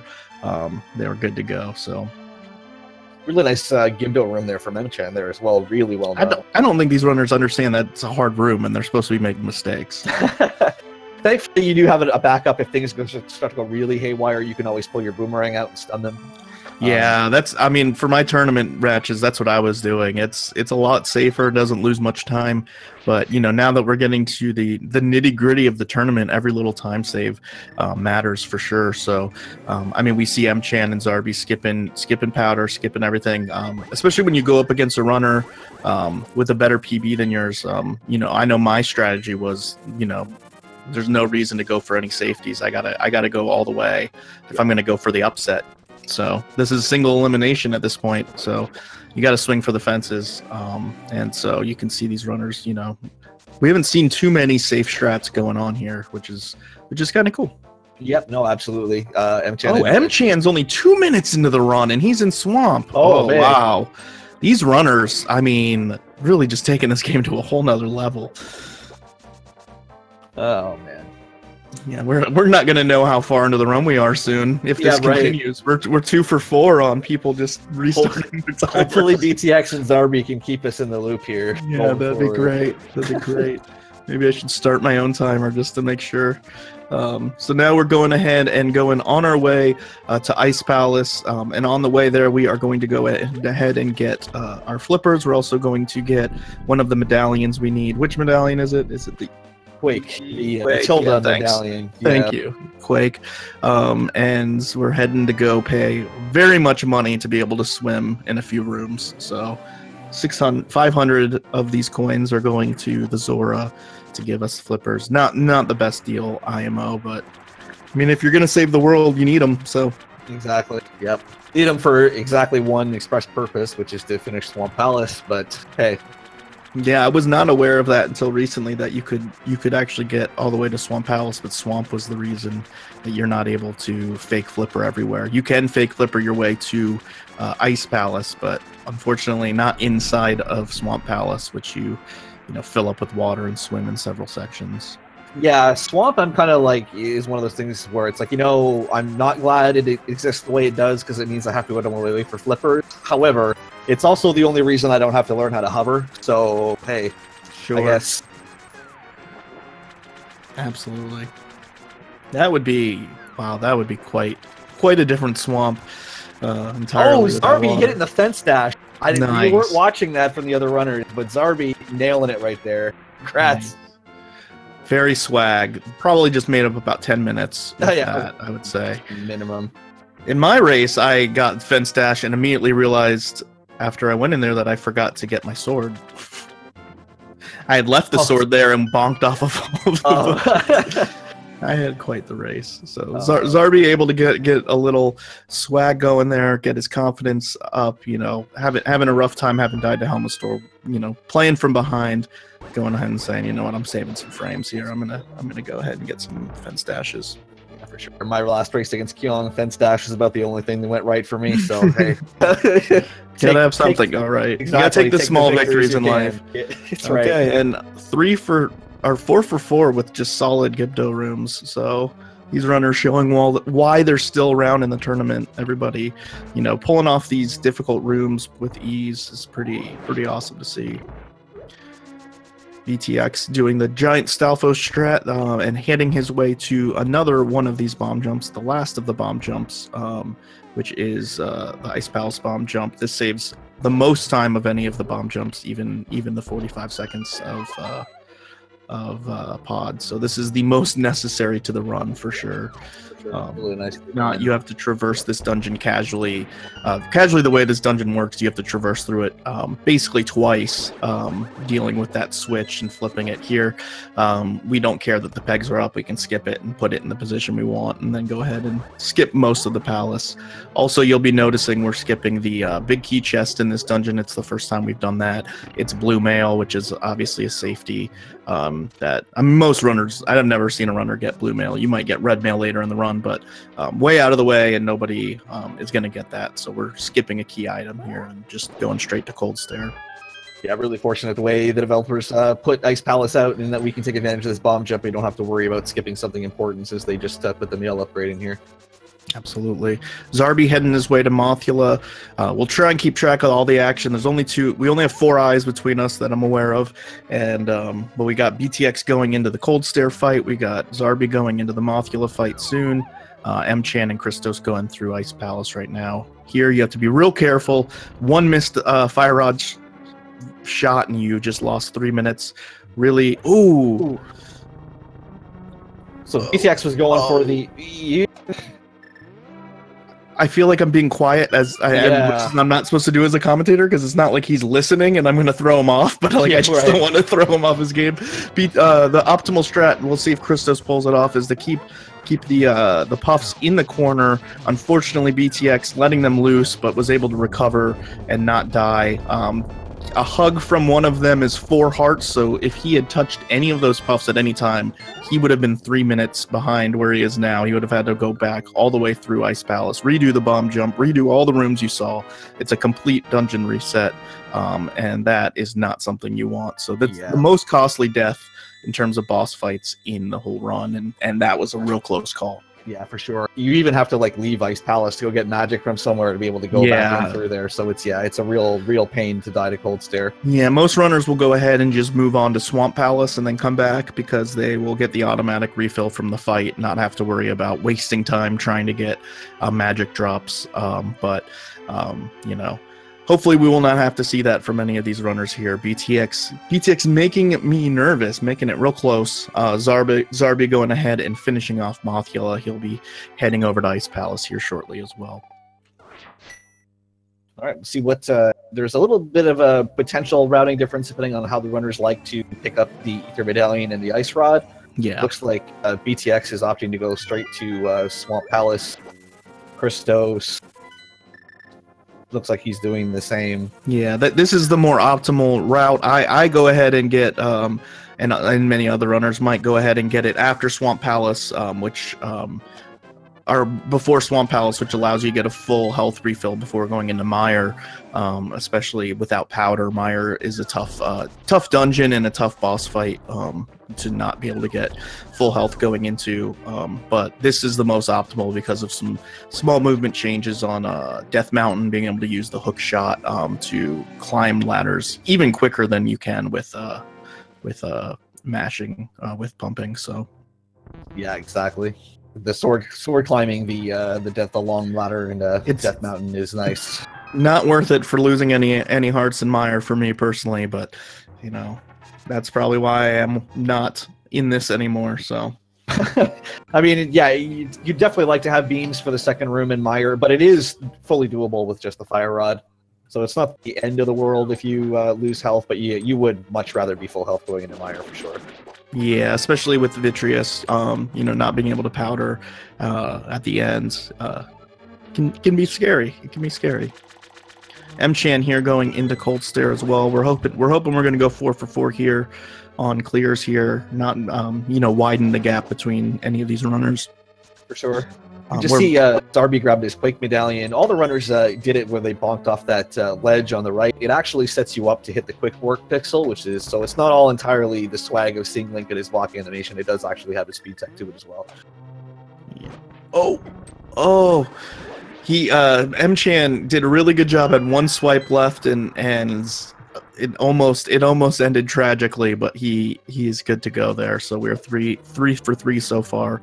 Mchan about half a dungeon behind right now, Christos. So still possible. Anything can happen. There's plenty of opportunities for him to go ahead and make up that time with if Christos makes a mistake. But it's Christos's run to lose right now. Btilcx a little over a dungeon ahead, just grinding away here. Already in you know, halfway through Swamp, 57 minutes in, pretty impressive. So yeah, for sure. Zarby, for anyone who missed it, unfortunately did take a death on Helmasaur, which sort of exacerbated him being behind. But yeah, it's tough. It's tough when you're going up against somebody with like a PB that's about 5 minutes faster than yours, because you know it's possible to beat them. You know, if you have a great run and they, you know, make some mistakes, you can beat them. You got to play aggressive. And unfortunately, with dying to Helmasaur and Btilcx just still being hot, still being on this tear, you know, right now it's a pretty large gap. Moving over here too. Zarby basically making one mistake in the run. That's what's frustrating about this game. When you're playing these top runners, there's no room for still having a really solid run. And Btilcx is going ahead and getting the big key here. Most of Swamp Palace is just a lot of movement, honestly. It's underrated. I think a lot of runners don't practice Swamp Palace a lot. I know I don't. I know Blunt Bunny is a proponent of practicing Swamp a lot. And yeah, between the enemy RNG and the optimal movement, and the movement in Swamp matters more than in a lot of the other dungeons because of the water slows you down. So the more optimal you are in the movement, it'll see bigger dividends here than you will anywhere else. Absolutely. Swamp being intended to be the first Dark World Palace, I believe, or second? The second, yeah. The second after Pod? Yeah. Oh, okay. So you are intended to be... Yeah, Pod's tough if it's really the first one. Jeez. But yeah, I think they sort of thought you'd be going into it, you know, even if you're not trying to 100% it casually, you'd be picking up some heart pieces here and there. So you'd be going in there with like 10 hearts, not 7. Yeah, but Swamp, the enemy's just not doing very much damage here. Most enemies doing like half a heart, and so a lot of runners kind of take that for granted. There's not a lot of risk of, you know, losing too much health or dying. It has the easiest boss of the Dark World as well, and so, you know, easy to bleed time away in Swamp and not realize it, because you kind of get to take a breather after some pretty intense dungeons, especially after Ice Palace and the Cold Stair fight. And so, you know, it's real hard to kind of just stay pushing and you know, driving towards going as fast as you can. Sure. Just want to note, Mchan actually did note to do the John Carl strat and grab his Ether Medallion and his Ice Rod before heading into Swamp. So smart man. Yeah. So he just made up like 5 minutes. Yeah. So this lead that Christos has got is a little bit fake now, just because he has a few things knocked out that Christos still needs to do. Yeah, that's a tough thing about comparing runners in a race sometimes with these different strats, is that right now he just lost, you know, an extra minute to Christos, which will obviously be made up. Christos is not going to finish the game without those items. So, and here we have Btilcx getting a real solid one cycle Argus. Missing the Fire Rod strat, not a big deal, and he will be good to move on to Meyer. So, just still really, really good time from him. 1 hour and 50 something seconds on that catch. So way ahead of anything I've ever done. So yeah, I know Btilcx does go for the 0 cycle Argus, so I'm assuming he didn't get it there, so I'm assuming he took a bop or something. Yeah, it looked like Christos was going for it as well, perhaps. Christos actually going into that fight with a lot less health than Btilcx. Took a bit of a beating in Swamp Palace there, but you know, he will be good. You know, now he'll get his health refill, go on his shopping trip, and head to Meyer. But Zarby also holding up a crystal here. He had a really nice Cold Stair fight. No issues with him there. 4 for 4. Nobody fell to the dumb whatever ice cube thing. Yep. Hate Cold Stair. Hate Cold Stair. Cold Stair, yeah. Cold Stair is not fun. And, after Swamp, you get to go up against Vitreous, who, you know, is also not really all that fun. Yeah. Vitreous is a much easier boss with powder than without powder. So all these runners dropping powder, Vitreous becomes a much more difficult fight for sure. At least in my opinion. That's become maybe the hardest fight for me now that I don't have powder anymore. Real easy to get poked out by an eyeball or have something mess up, and you know, now you're trying to recover with arrows or do something else, and that's you know, that can be tough. So hopefully everybody does well, but Vitreous and Meyer could be an opportunity for one of these runners that's behind to try and, you know, narrow the gap here. Again, if you're just tuning in now, Mchan is facing off against Christos, about half a dungeon behind him right now. Btilcx going against Zarby. Btilcx a little over a dungeon, maybe a dungeon and a half ahead of him, with Zarby taking a death to Helmasaur, unfortunately. Outside of that, most of these runners have been playing real solid. You know, we're hoping to see an exciting ending here, and maybe things can get a bit closer. You never know. You never know. I mean, like I said, Death to Cold Stair is the largest, I think, outside of maybe like dying at the top of GT or something. That sure. They take. But Vitreous is a rather large one as well. Vitreous is a few minutes for sure. Yeah. It's a decent path to go back through all those rooms, especially those dark rooms at the end, and get back to that Vitreous fight. So, and then there's always Ganon. Yeah, you can get deep in that Ganon fight and lose, you know, 2 minutes real easy by getting a hug or something. So you never know. but Btx going ahead doing his shopping trip right now, heading on over to Meyer himself. He'll be the first runner to enter Meyer here. Any thoughts about Meyer before we start that off? Well, I think the big thing with Meyer is although the optimal strats in Meyer involve taking a lot of damage, so managing your health outside of when you're intending to take damage is the biggest thing in here. And that can be tough with the random fire bars. If you happen to touch one of the bomb slugs, they're 4 hearts of damage. So definitely can be tough to do, but that is the big thing I think the runners will be looking at doing. Yeah, absolutely a tension point with no powder, and so very little room for error, and also not very many hearts in this dungeon as well. There's a lot of anti-fairies, so if you have powder, you're good to go. I mean, you can powder things every other room, but without that, little tight. And Btx getting the 1 cycle Meyer too. Oh man, yeah. He even got the one Popo who tried to hide in the corner. He even managed to get that beam out. Yeah, that's super nice. Meyer 2 is one of the most fun rooms to do in the game when you get it right. Let's see if we get any memes here with the frozen bird. I'm rooting against memes unless you carry it in. I'm into the carrying it in. I'm in the carrying it in camp now. Oh, okay. Yeah, that's the new meta IMO. The bird carry. The bird. Yeah. Yeah. Okay, we've got Mchan going in to the end of Swamp, going to be fighting Argus soon, and then heading over to Meyer. Not too far behind Christos, although the crystal catch conversation is the longest by far in the game. You got a chatty Kathy here in Swamp. Real excited you rescued her, and she talks for a while. So yeah, but he's only about half a dungeon behind Christos right now, who's now also in Meyer as well. I've got names for that maiden that I can't really repeat here. I am not aware of what those are, but maybe you can tell me after the stream. Yeah, right. Btx getting his little break here after hitting all of these torches. It takes about, say, 45 to 50 minutes before you're able to control Link again, and the walls stop moving. So, I mean, general estimate is that during the Meyer torch cutscene, you're looking at another 20 minutes or so to finish the game. Exactly. Which means Btx could throw a sub 126 up here, which is pretty insane in a race.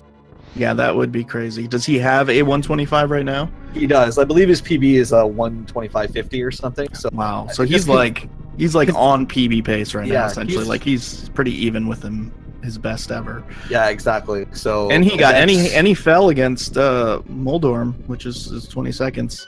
He may be beating up himself about that right now, thinking I could be on PB pace right now. Yeah, for sure. I hadn't done that, but these aren't RTA attempts. It's a race. So. Btx getting the Cana Samaria. This item allows you to drop a block, which is useful in a bunch of different situations, and it also shoots off in 4 directions when you hit the button again. Really useful item. You'll see it used a decent bit in Turtle Rock and Ganon's Tower coming up, but definitely required to beat the game as well. So. Yeah, it's a really interesting item. I think when you play it casually as a kid, you get it so late, you don't really get the chance to play around with it very much. That's one of the things that is nice about this run or playing Rando, is that you just get to use it so much more often in so many cool spots. Are there any rooms it's required in outside of the one that Btx just left? Well, Turtle Rock for the travel. Oh yeah, of course. That was a stupid question. And going, I don't know if you use it as a block anywhere else though. Ganon's Tower, if you go right towards the compass room, it's required there as well. But... Oh, okay. I'm just blanking on these opportunities. So. And there's a lot of people out there who apparently think that you have to use it on the Switch in the dark room in Turtle Rock, but you don't. A lot of people, when they've learned that, are surprised. Okay, you'll have to show me when it comes up. You'll have to teach me. I'm always learning. I'm always learning. You don't actually need it there, but apparently a lot of people as kids kind of assumed you did. And so here we have Btx entering into Vitreous. Should have enough hearts. Should be good. Only down 4 hearts, which is really impressive at this point. I think that's about as many hearts as he's supposed to be down. You have to tank 3 hits to get that 1 key. Would have had the 0 cycle or 1 cycle, whatever you want to call it, but unfortunately missed his arrow shot. But really solid Vitreous fight by Btx. For for sure. Going with the entitled WQ strat there, with working off to the sides to get the iframes on the 1 heart of damage from the goop to be able to get right in the middle of the eyes and spin. Yeah, you'll notice that he was using his iframes to go ahead and get in the middle of those bunches of eyeballs and do spins. That's what you'll be seeing here up on Christos' screen. Really easy to get poked out by one or have some RNG affect you in some way there, but you know, a top runner should be able to do this solidly. And also going for the WQ strat there, also 1 cycle and a good fight from Christos as well. Christos Letting the eyeball come all the way down to him for a while. Christos, I don't know if he was thinking about menuing or... I think he was. Christos actually got pretty close to dying there, actually. That last eye, when he whiffed it with the 0, was starting to move towards him. And then the Vitreous Lightning was coming out right there as well. So that was actually closer than it might have looked. Yeah. But he gets through it.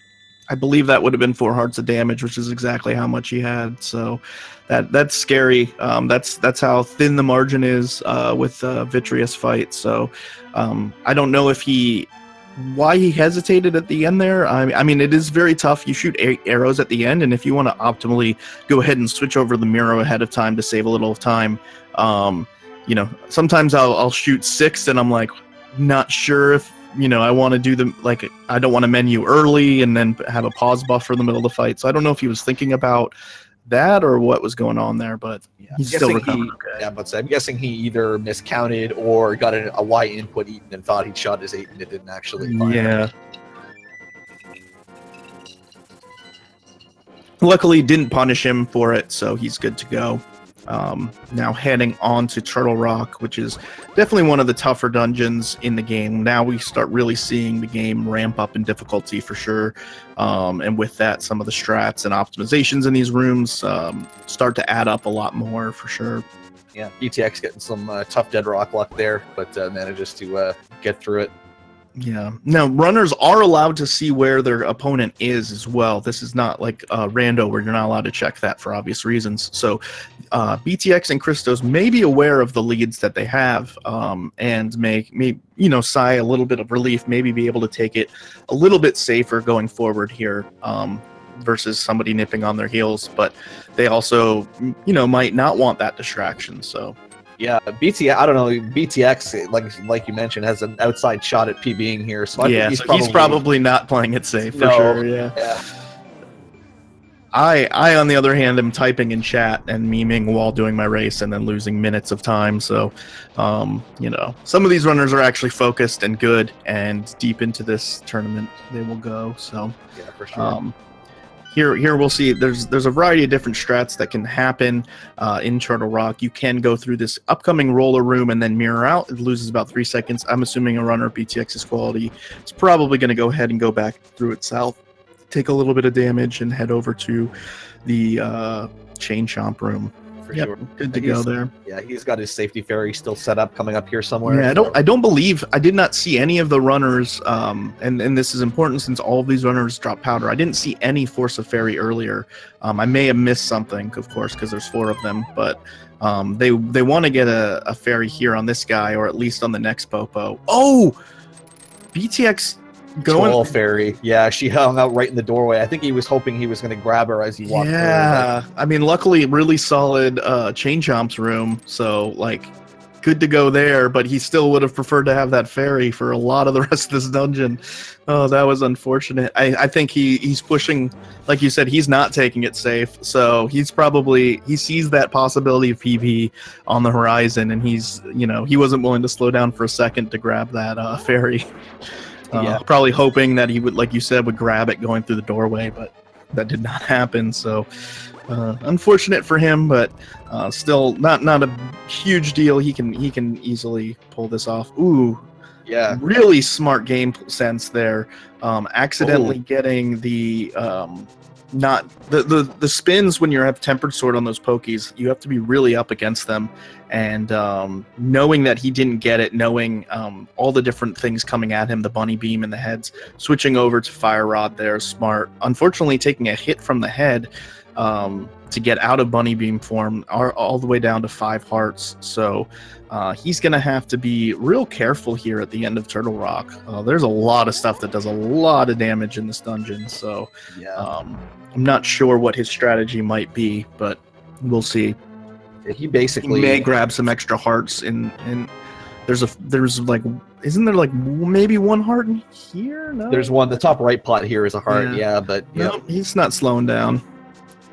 So it's interesting because he's not going to be able to mess up laser skip from here because it will be 4 hearts from the laser plus 1 from the fall. So, well, you do not have to fall after laser skip. True. So but he could decide to not fall. I doubt he's going to want to intentionally go into the. Yep, taking it a little safe there at least, but I doubt he's going to want to go into Trinex with 1 heart. So most runners, you know, pulling off laser skip shouldn't be too big of a deal. Oh, he would have to tank a hit though. He's probably going to tank a hit on unless he wants here. To so yeah, shot, he would.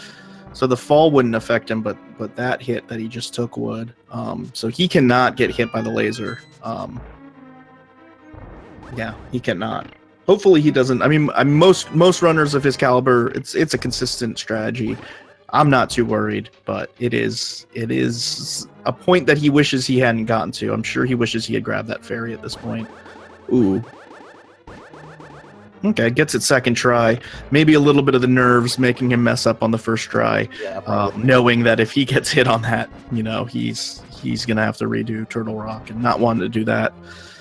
He's probably more focused on PB pace at this point than the race. Probably knowing he's ahead, but he probably wants that PB. It should be good to go from here. Yeah, with that safety heart, he can take a hit from Trinex and be fine. So yeah, he's good to go. That was a scary turn of events though, missing the fairy and then getting hit by that head. That was just not what he wanted, but doing a great job of recovering, clutching it out, and now going into this Trinex fight. The only reason why you need the Ice Rod to complete this game is because of the Trinex fight. Doing a real good job with phase 1. Doing the front strats, probably trying. He did front strats, right? No, he did. He did back strats. Yep. Never mind. And then wow, getting the double spin in the last slash. Really, pretty much optimal Trinex. Not even a hint of concern in that fight. Here we got Christos. Well, yeah. Yeah, I thought it was surprising he'd go front door, but maybe was playing it safe. I don't know why I missed that. Christos going ahead and going for the double spin here. Interesting dash. He was ready to kill that. Yeah. A lot of snakes and worms in this game. You notice that? A lot of snake and worm bosses. There's a lot of eyeballs and puffs. Yep. Lots of snakes, lots of eyes, and lots of food puns. That's what this game is. Yeah. Yeah, that's very Zarby here got to be careful on Vitreous. He's basically one hit from dying to anything here.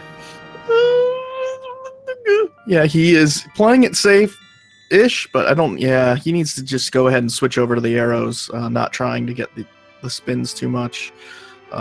Okay, he should be good. Whew.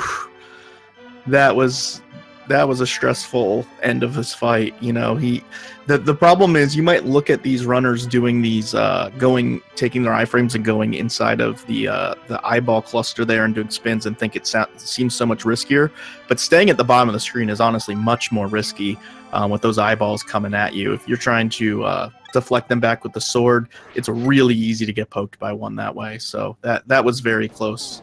Mchan going ahead and using his fire rod for the Pokey 2 room there in Turtle Rock and progressing through.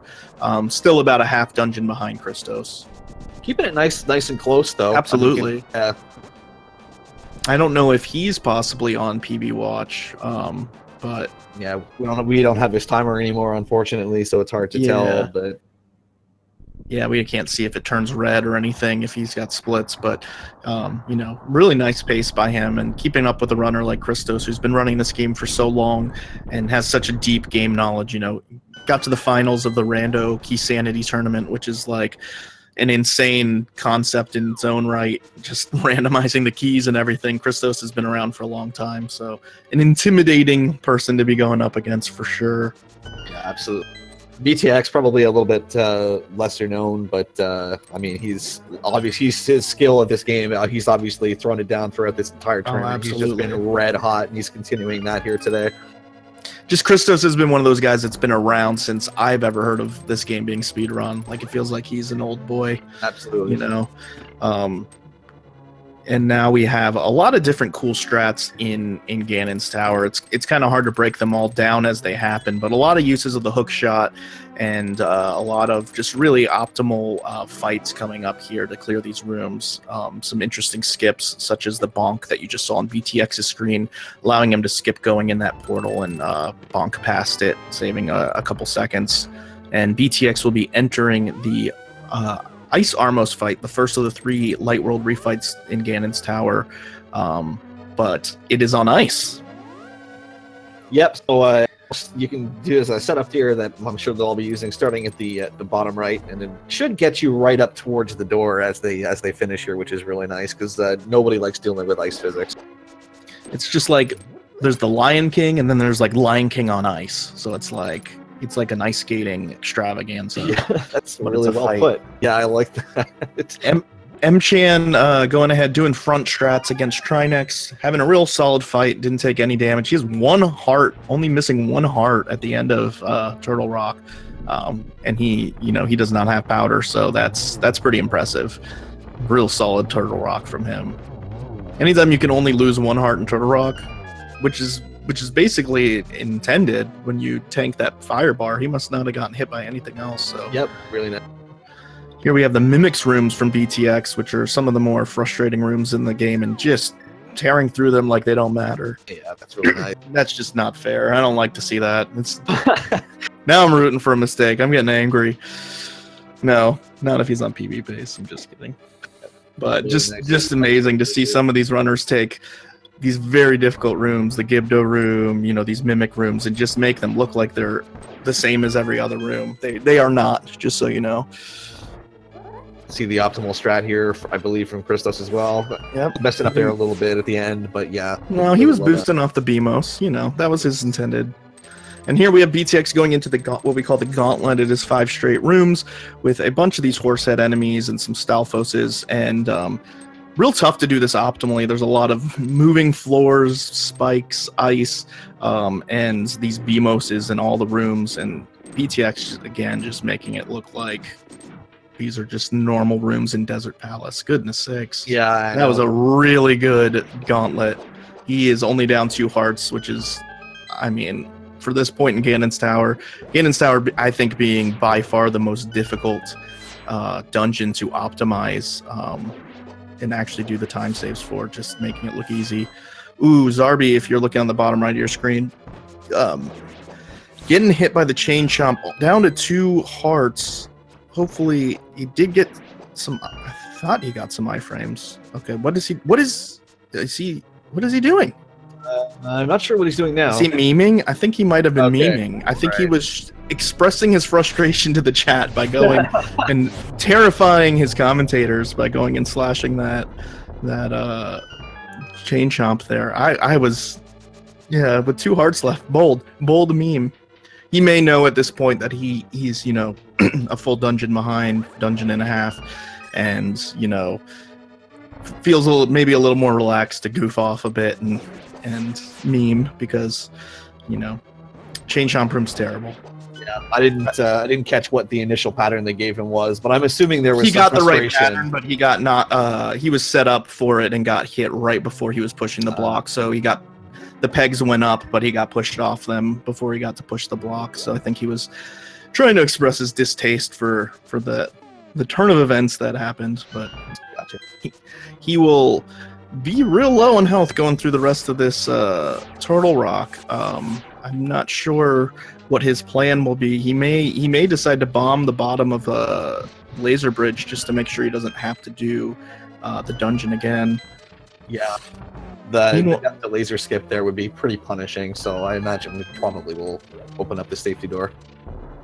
Meanwhile, Btx almost done with the game, really. I mean, heading through to Aghanim 2. I don't know if I've ever seen Ganon's tower look this breezy. To be honest, it's just like he's just making it look so easy right now. Yeah.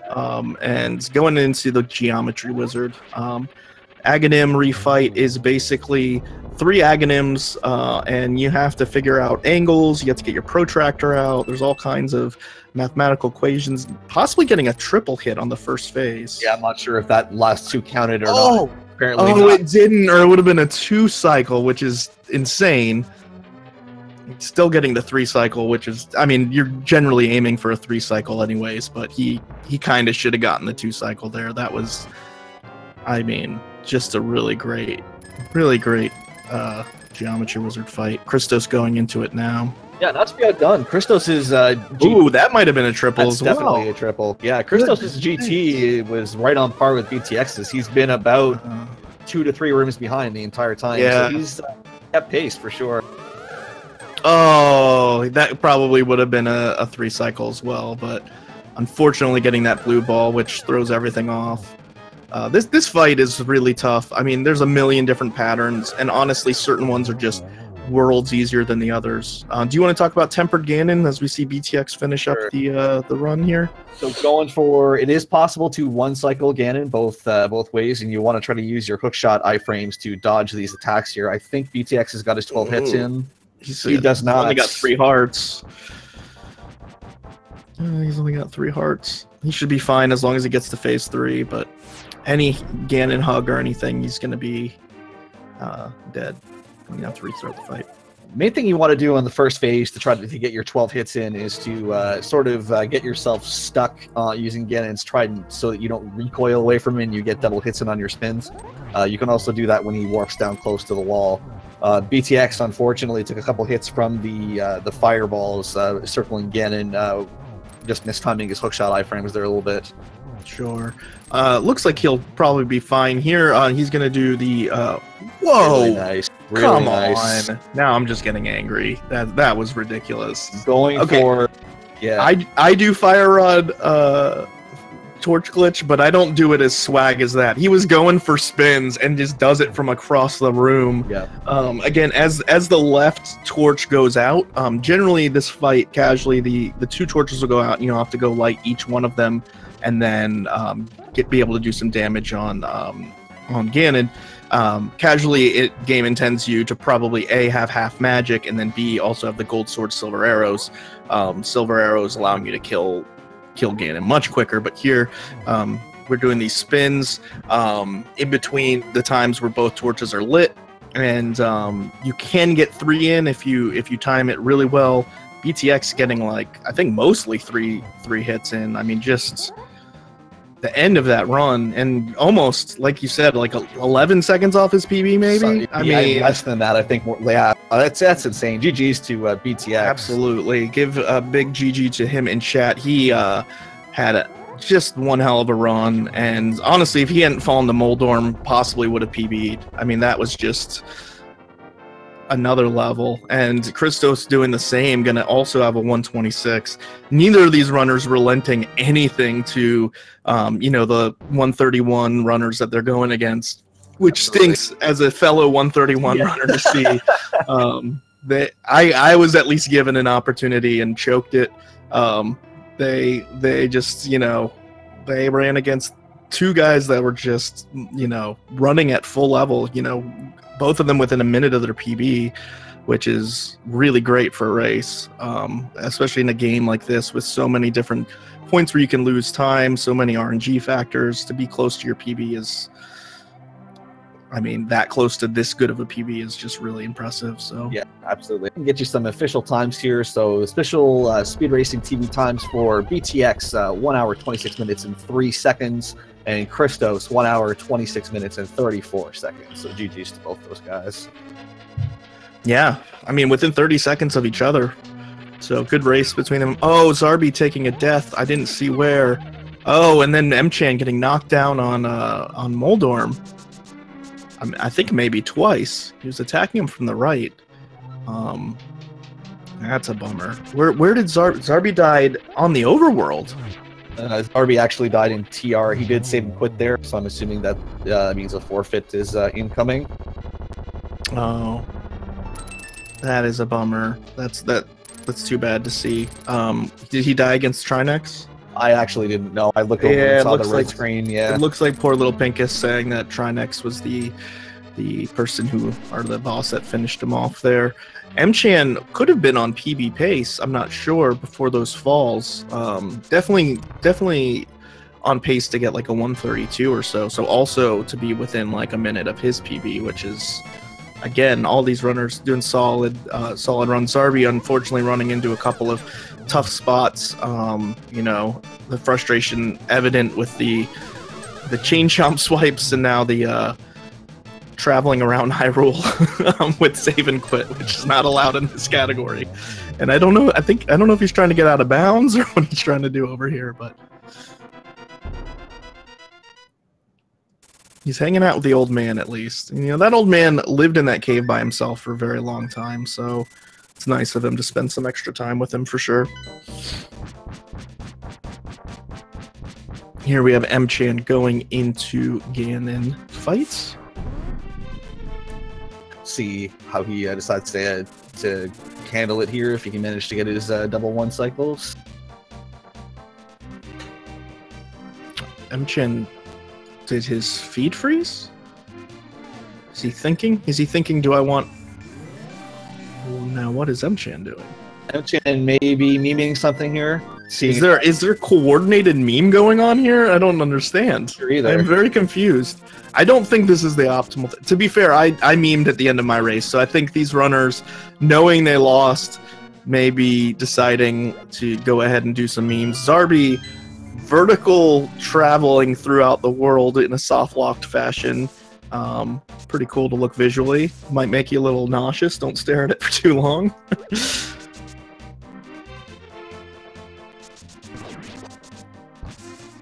See, I regret. See, my meme would have been to go and freeze the bird and smash it. That's what I wish I had done. But I went to the ferry and tried to upgrade my boomerang. Apparently, that's not how you upgrade the boomerang. So I failed.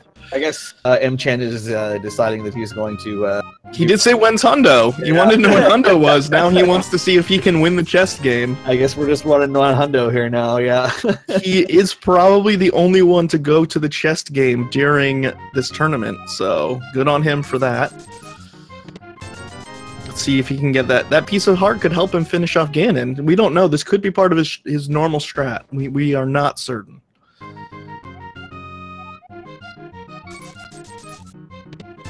So while we wait to see if Mchan is able to get a piece of heart from this clearly rigged game, don't gamble out there, kids. What? Any thoughts about the races? Last thoughts?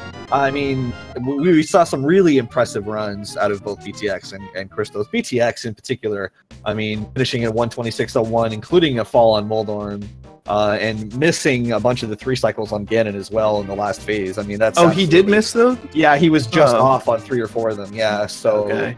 It's hard to tell without sound sometimes because you can do the spin through the traveling Ganon and not, you know, necessarily tell if the hit landed. But Btilcx, yeah, just having a just unbelievable run.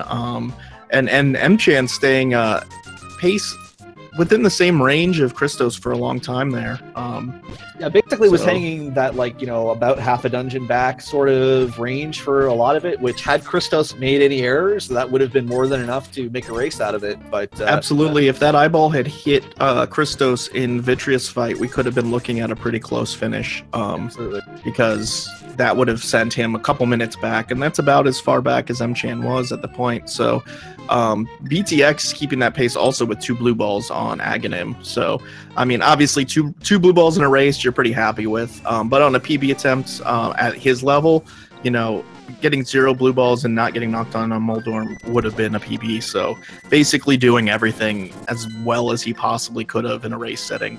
Zarby, unfortunately, having a bit of some issues specifically after dying to Helmasaur and then dying to Trynex, but for the most part had a really solid run as well up to that point, and after that point just, you know, some of the major mistakes in this game unfortunately cost minutes, and that's, you know, something you can't afford against a runner of Btilcx's, you know, caliber. So unfortunate to see Zarby and Mchan get eliminated from the tournament, but showing good spirits here at the end and doing some memeing by Zarby. It looks like Mchan is going to finish off the race, so I believe Zarby has been, well, I guess they've both been disqualified for save and quitting, but Zarby has officially forfeited in the race channel now. Oh, okay. Well, Mchan has not. He is saved and quit, which is frowned upon by being illegal, but he is going to finish the match, so good for him. We can watch the end of the game here. Zarby's going to show us some swag shovel dashes.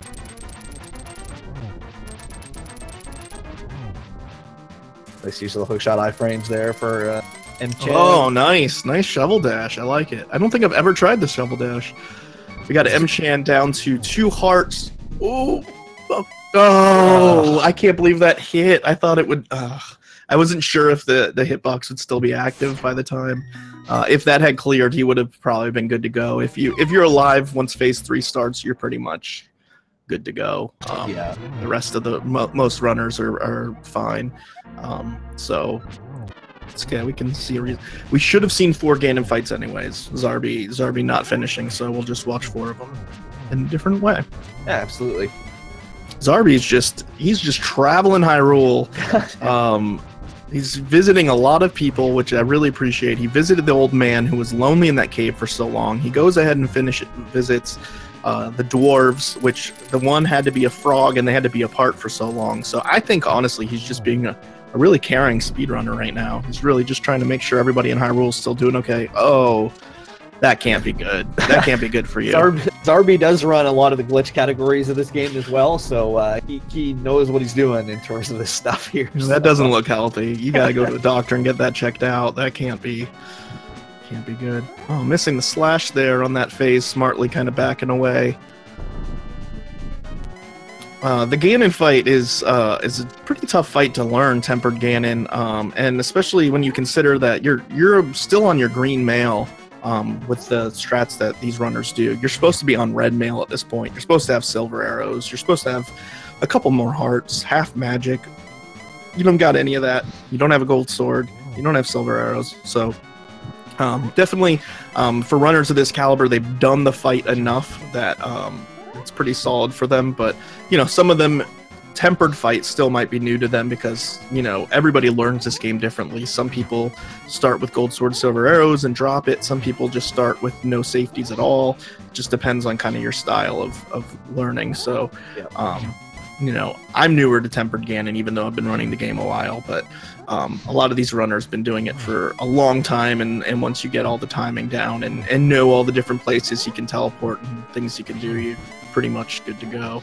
Yeah, getting the actual mechanics of what you need to do against him isn't hard. It's being able to do it, you know, consistently depending on what he gives you that absolutely is the tough part. Especially in the first 2 phases, there's a couple of different places he can go, and knowing the strategies to do for each of them to be able to get a one cycle for the first 2 phases is important. GG's to Mchan for finishing up. I don't know at all what time it is because we have 2 timers missing. Sure. Zarby's game's missing. Official time for Mchan is Speed Racing TV is 1 hour 36 minutes and 22 seconds. Sadly, would have beat all of my race times. So still a good run by Mchan, even though he went and visited the good old chess game and the dig game he is in. Are we bringing any of these in for some interviews? Yeah. Hello, Mchan. GG's on finishing the race and showing us the chess game. How do you feel? Well, I knew that Christos was a really good player at both this game, not only this game, but also randomizer. So I figured that I might as well just have some fun throughout this run. Absolutely. You had a really solid run, and you kept pace with Christos. You know, you kept about a half dungeon behind him throughout most of the run. So really solid job by you. You know, he almost took a death on Vitreous that could have made the end of this race really easy, really interesting. But yeah, how did you feel about how your run went? There was a ton of minor mistakes that I wasn't really happy about, and there were a couple instances where I probably would have almost died, such as in either Moldorm, Thieves Town, and Argus. Surprisingly, which Argus is supposed to be a really easy boss, but for some reason I took so much damage in the fight. Well, that can definitely happen if you, fight Argus aggressively, of course. But for the most part, I mean, no deaths for you, correct? And I died in Ganon. Oh yeah, you did die at the end of Ganon, but up until then it was pretty solid, honestly. I mean, you really did keep a consistent pace behind him. So I'd say GG. I think he had a really solid run. So yeah, other than that, it was a really good time, especially with me showing off at the very end. Yeah, it was good to see the chest game for probably the first time in the tournament. So we got to see the chest and dig game. So thank you for that. Zarby showing what can happen in the game if you do things to just completely break it. So both of you kind of having a laugh at a final hurrah as you leave the tournament. So fun to see. But any last thoughts reflecting on the tournament or your experience? Yeah, I want to thank all the tournament organizers for allowing me to participate. I took a 1-year break throughout the entire 2017, and this tournament, when the community announced that this tournament was going to happen, it gave me the motivation to want to come back to this game. And ever since then, I just had a lot of fun. I've had a lot more fun than I used to have with running this game ever since I came back to this game. So I don't see myself, quitting anytime soon from the amount of good runs I've been having lately. That's awesome. That's really good to hear. Is the one sub 130 push going to happen? You going to join me with it?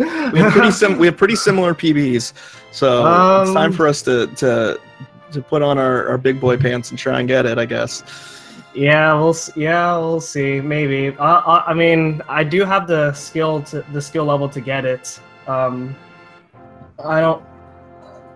Maybe I might go for it. I am that close. My current PB has time losses on every single split, so maybe it's very possible that I can get it. But I believe in you. I believe in you. I believe in the 129 Mchan for sure. Yeah, maybe I'll go for it. I mean, I kind of have to at this point. Willard J. Bradley saying it's free, so I mean, Willard J. Bradley says it. I mean, it's got to be true. So, well, GG on the race. I thought you did a great job, and it was a lot of fun. Yep. I also shout outs to Timon. When I first learned this game back in summer of 2015, he was the first person who came into my stream when I was learning NMG. He taught me a lot of things on how to get really good at this game, and without his help, I probably would not be at the level that I am at this point. Absolutely. Timon, really great guy. A lot of the Link to the Past community, just very helpful, always willing to share strats, come into streams, help runners out. It's what makes this community a really great community. So big props to all of them. There's too many to name. People like Emma, Greenham, Scrivo, ACLM, all those people really appreciate all the work you do for the community. It's great. So well, I thought you did a great job. I felt like you and Zarby, around my skill level, rooting for you to try and bop these guys. But unfortunately, some runners are just, their times are too strong. Fast for me. Yeah. So I think we've got Christos on here now too. Hey, Christos, how are you doing? Yo, what's up, guys? Good games, Mchan. Good game. Yeah, you had a really great run there, getting the 126. How did you feel? Yeah, I actually PB'd. What? How did we miss that? I didn't realize because I accidentally reset my splits after Helmet Sword. Yeah, I reset my timer after Thieves Town, so I didn't know what my pace was. What? I thought we had you at a 125. We're the worst commentators. We don't know what we're doing. 126.38 is your PB. Wow. Yeah, now it's not a 125. But yeah, 126.32 is now my PB. So I commentated ChristosOwen's PB. Good job. I commentated your PB and I didn't even recognize it. Goodness sakes! Yeah. What a terrible guy I am. Well, congrats on the PB. You and Btilcx both get real impressive. You know, what do you think about that? I mean, you still got 3 blue balls too. I mean, like you had a hell of a run there. Yeah, like I'm honestly really happy. Like the mid game for me was a little sloppy, but my end game was real good. Like my Turtle Rock and my Ganon's Tower, really good. Yeah. Apart from You and Btilcx where- both having just godlike Ganon's Towers, like, and you were so close to getting a 2 or 3 cycle Aghanim 2, but unfortunately he kind of trolled you there at the end. But still pulling off the PB regardless. Yeah, it was a bit unfortunate how the Aghanim 2 went. I started with a triple, so I was like, Yeah. okay, well, this is going to be a 2 or 3 cycle, and then it ended up being a 5, I think. No, it's a 4 cycle. It was a 4, okay. Yeah. But yeah, it felt pretty rough way to end the tower because it'd have been so good. Sure. Unfortunately, like I don't think he gave you the patterns to do much better. You probably could have gotten a 3 cycle, but starting off with that triple, we were hoping for a 2 cycle. You know, you and Btilcx almost both getting 2 cycles. He got a 3 cycle and you got a 4, but both of you getting triple hits in your things. Yeah, but honestly, that's crazy. 7-second PB for you. That's amazing. GG's in the chat to our boy Christos. Been running this game forever, getting a PB before very often. Yeah, thanks. You have a couple of heart and mouth moments on Moldorm and Vitreous there, Christos. Vitreous pretty fight. tense. Yeah, actually more Moldorm. Moldorm was a bit scarier, so I took that a bit slow and Yeah, you're half a heart. Yeah, I tried to trick you guys in thinking I was going to hover, and then I showed off too much and it fell down. Oh, no. What was going on with Vitreous? Were you not sure how many arrows you shot and were thinking about menuing to the mirror, or what was going on there? Because there was some hesitation, and then he started to move down the screen towards you, and you had 4 hearts, and he does exactly 4 hearts of damage. So we were a bit scared. So yeah, that was a bit of a hard and mouth moment. I simply got an input eaten. Like I pressed Y to shoot the last arrow, Okay. and it didn't shoot. Yeah, that's what. And I was like, Zyrak oh, thought. please don't die. I thought you were going to the mirror. Zyrak thought that you got an eaten input, so he I'm one of wins. the He few wins the people raffle. who I don't menu there to mirror. I'm one of the few people who Okay. don't. It's Yeah, just I not in don't my muscle either. memory. Yeah, it doesn't matter. It's a very minor time save, and it's really easy to lose track of your 8 arrows. So, yeah, we were worried there. If you had died, Mchan was keeping pace enough that would have probably been tied at that point. So, great run by Mchan to keep pace with you, and luckily you clutched it out and got a PB, which is just awesome to see. Yeah, I'm super happy with that. The biggest mistake I made was fooding to the wrong spot after Swamp. So I was just sitting back at like position 7, which is like a 15-second loss. Oh, and Swamp Palace. Yeah. So Yeah, was pretty annoying. unfortunately, with 4 runs, we can't catch everything. I guess we missed that, unfortunately. But Btilcx could have PB'd this one too if he hadn't fallen to Moldorm as well. Like that was really the only mistake that he had. Like so that was between 2 guys who are sub 127s being right up against getting a PB and being right up against it in a race. I mean that's absolutely insane. Yeah, he has really improved quickly the last couple months. Like I didn't really know. I didn't see him round very much, and then like he's just been drilling. I've seen some of his streams practicing, and yeah, he's down to a 125 now. I actually played him in the Rando tournament, and it was a super close match between me and him there. so the question on everyone's mind: when's the 125, Christos? Oh yeah, I was gonna ask that. Well, looking ahead at the opponents I'm gonna have now, so I think my next opponent is probably going to be Waffle, who's a 125 player, and then the winner of that plays Darkmind Demon, who's a 124 player. So if I'm going to stand any chance, I have to practice Certainly. and pull out some epic runs. So do you hopefully promise next that you're going to week's PB in all the rest of your races this going forward, or Yeah, so the next race I'm getting a 125, and then Nice. I'm going straight to the 124 the week after. when's the Guaranteed 122? people. And then we'll do 123 after that. And then 122? Yeah, shouldn't mean, take too much time. What's I think- shown as Look possible, out, Zelda. right? So He's coming for you. Yeah, I know a few glitches that can get me to speed. Well, we were really impressed when you were like part of the way through Dark World, and your timer only said like 5 minutes. We were like, wow, he's gotten here really fast. This is maybe a sub 1 hour NMG run. So we were really hoping for world record, but then we realized you just reset your timer. Mchan doing the same thing actually. So your whole race with no timers on it for most of the race. Luckily, you were up against two runners who knew how to keep their timer running the whole time, so we were good. Yeah, it's honestly a harder skill than speedrunning this game. Yeah, what happened was I closed my splits. I always close my splits for every tournament match, and my muscle memory. I'm so used to splitting on sword up, so that's what happened on my splits. Yeah, you both did the same kind of thing, and had your splits reset. I think at one point it was like 4 minutes versus 22 minutes, like deep into Dark World or something. It's like, this is silly. So we were having to look at Zarby and Btilcx's timers to figure out where you guys were at. But yeah, again, GG's, I'm really impressed with your runs. Awesome job getting PB. Great effort, Mchan. We really appreciate it.